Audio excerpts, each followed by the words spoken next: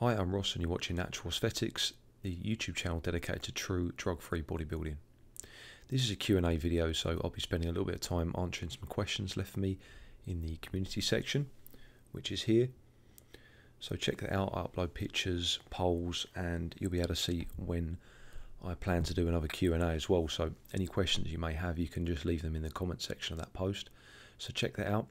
Alternatively, you can leave any questions in this video in the comment section and I'll answer them in the next Q&A. I'll probably do one every 3 to 4 weeks or so. Okay, so we'll get into the questions now. The first one is from CR. Opinion on dieting at a high fat percentage while decreasing the carb percentage for macros when bodybuilding. Is this possible if someone is willing to sacrifice fullness for taste, given they follow calories in versus calories out? Fat percentage is 35% or even slightly over. Protein target remains the same. So essentially lower carb and not necessarily keto. For sure, it's possible, and I can see that you understand that you will have to sacrifice a bit of fullness with a lower carb intake. But yeah, it's possible as long as you adhere to calories in versus calories out. That's the main driver of weight loss or weight gain. Macro ratio is very important, not quite as important as calories in versus calories out, but it makes a difference. I wouldn't recommend dieting with a low carbohydrate approach. I would always advocate a higher carb approach, a lower fat. The reason for this is performance will be maintained for a longer period of time. You'll look better if you get lean enough. Your muscles will be fuller. You have more vascularity from my experience and some of the clients I've trained. I've tried both in various periods of time, and I've always preferred the look that I got from a higher carb diet. That being said, to answer your question, yes, of course it's possible. I'll also say that whatever macro that you drop down, so whether you're on a low carbohydrate diet, then you'll start to crave carbohydrates. It will catch up at some point, and if you're on a low fat diet with high carbohydrates, you start to crave fat. You really just crave whatever you take out of your diet. It's as simple as that. So there's no easy route really with dieting if you get lean enough. Number 2, what benefits have you experienced as a lifelong bodybuilding natural? Many benefits of being a natural, physical and mental. I'd say the most profound benefit is the character that it builds, the mental strength and willpower that you develop from being a natural. Because the goals that I want are bigger muscles, better physique, stronger, and I know I can ring someone up or go to a gym and get something that will make that a lot easier. And I'm not saying people that take steroids don't have willpower, they're not dedicated. It's not what I'm saying at all. It's not the case.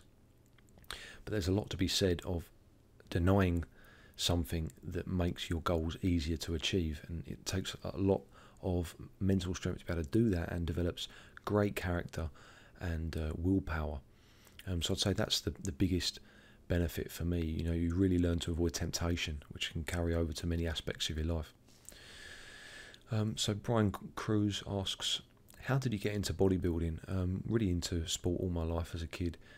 Kind of got into fitness in my early teens, I guess. Wanted a six-pack and used to use hand grippers a lot. Took them into school, used them in the pockets while I was in lessons. And that's how really I built my forearms, I think, predominantly from that as a youngster. And then, just kind of progressed into bodybuilding naturally, really, towards my late teens. Didn't really start training in a gym properly till later, I'd say maybe 18 or so. Who is your all-time favourite bodybuilder? That's a difficult one. I would probably have to go with Dorian Yates. And he never used to be. I never used to think much of his physique. It was always the more aesthetic bodybuilders. But,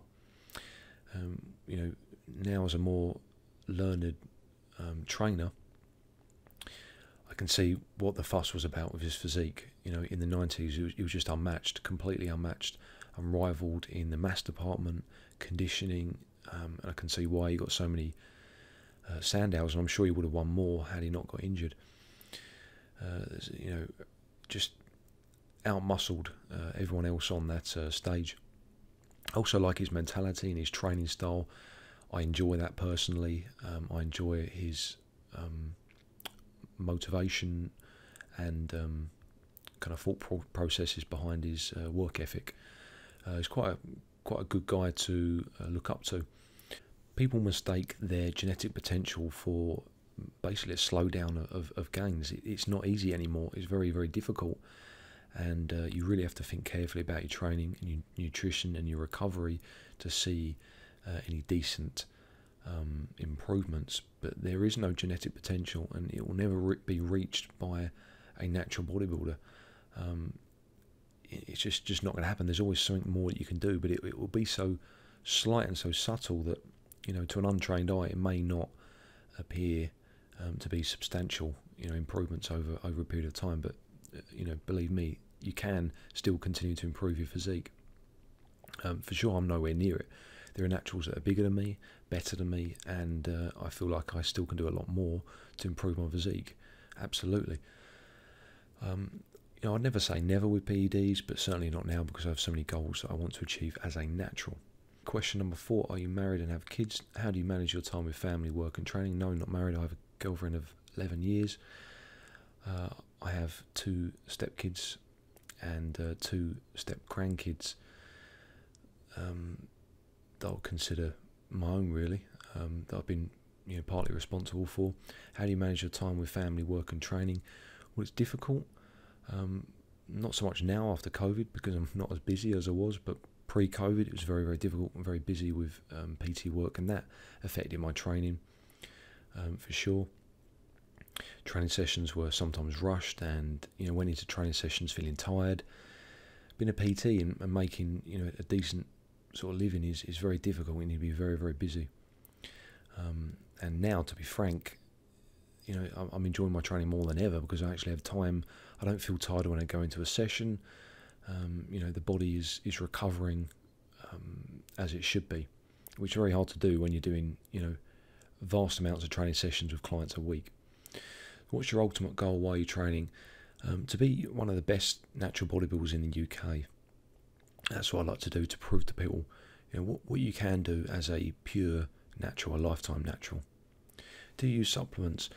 At the moment, I'm using creatine. I've been using that for about 6 weeks or so. Prior to that, I haven't used any supplements in about, excuse me, in about 6 years or so. I don't use caffeine. I don't do pre-workouts, amino acids, anything like that. Prior to 2000, I did sort of dabble in supplements, but I had some nerve inflammation from a pre-workout that was really, really bad. I had a week in hospital, so from that I just cut it all out, never use it. Haven't used caffeine since. I occasionally use a protein supplement, but I don't consume any dairy whatsoever, because of this scalp issue that I had. That was one of the main triggers of this issue. So I sometimes have like a vegan protein powder. What are your best lifts in SBD? So deadlift 3 reps at 225, squat 207.5k for 1, or 197.5 for 4 reps, front squat about 170 kilos, pause squat 170 kilos, overhead press about 90 kilos, bent row loose form maybe 170k for 4, bench press about 137.5k. I've probably chinned decently with about 50 kilos, dipped up to about 70. I've curled, probably curled like the 40s with loose form, but supination, palms up. So, you know, some decent lifts, but there's still a lot more to be improved in that regards. How old are you, by the way? I'm 33. What's your take on intermittent fasting, keto? It works, you know, as I said before in the previous question, as long as you're consuming less calories than you're utilising, then you'll lose weight, irrespective of the diet that you choose to follow. Whether you eat 1 meal or 6 meals, you know, the difference would be slight, so it's not really worth worrying about. I wouldn't advocate keto. Dieted using keto in 2017 because of the scalp issue at the time. I didn't want to consume any carbohydrates. It was awful, lost a load of size, wouldn't recommend it at all. The clients I've had, they've utilised it. Yes, it works, don't get me wrong, it works, and it works very well. You lose a lot of body fat, but I think it's going to be at the expense of, 1, your energy, and 2, your muscle mass.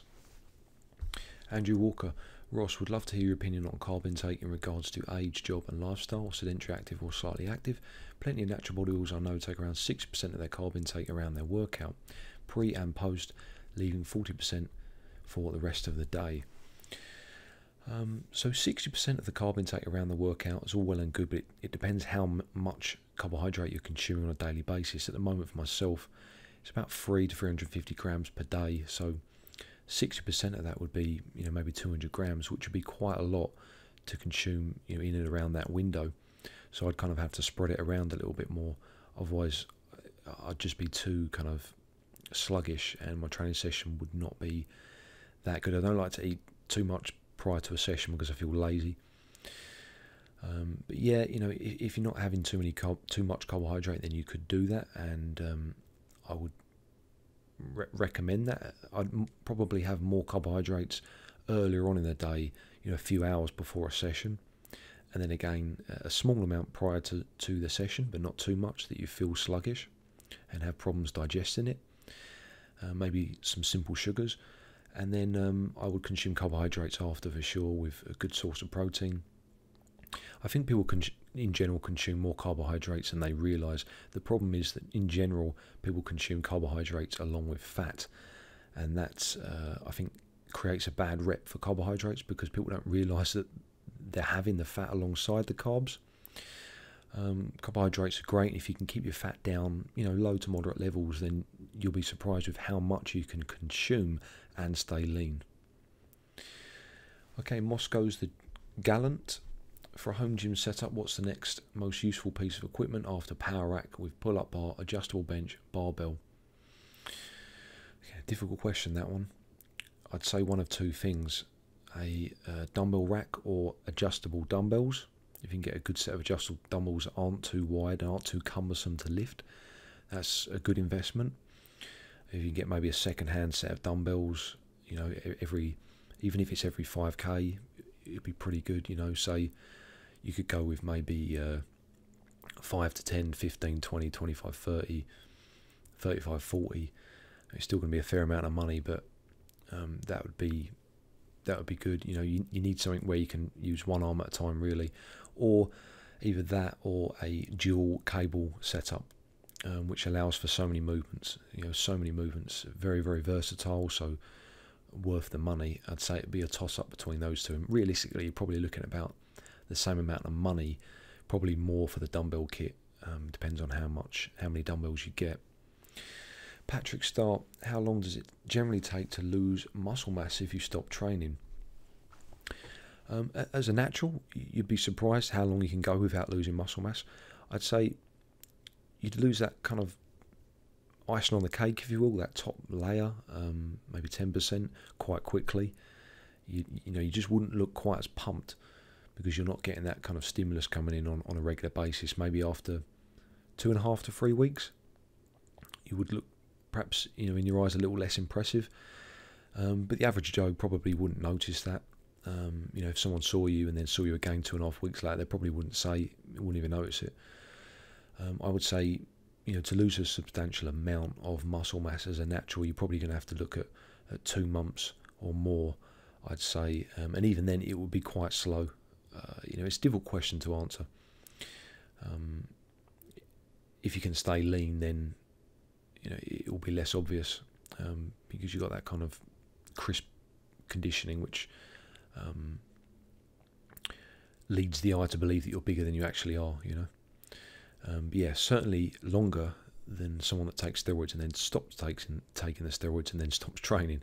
That would be much quicker. So that's one positive of being a natural. I wouldn't really worry about if it's 2 or 3 weeks at all. So that's a wrap. That's all the questions done. I hope you enjoyed the video, found it somewhat informative. If you did, then please give it a like and subscribe to see more true natural bodybuilding videos. Check out the community section of my YouTube channel as well to be made aware of any possible Q&As that I do in the future, and just put a comment in there of any questions you want answered. Alternatively, again, you can leave a question in the comment section below of this video, and I'll include it in the next Q&A, which will probably be in about 3 or 4 weeks. Stay tuned for the next video, which will be a shoulder and arm session, HIT training, which I'll probably upload later on in the week. Thanks for watching again. Stay strong.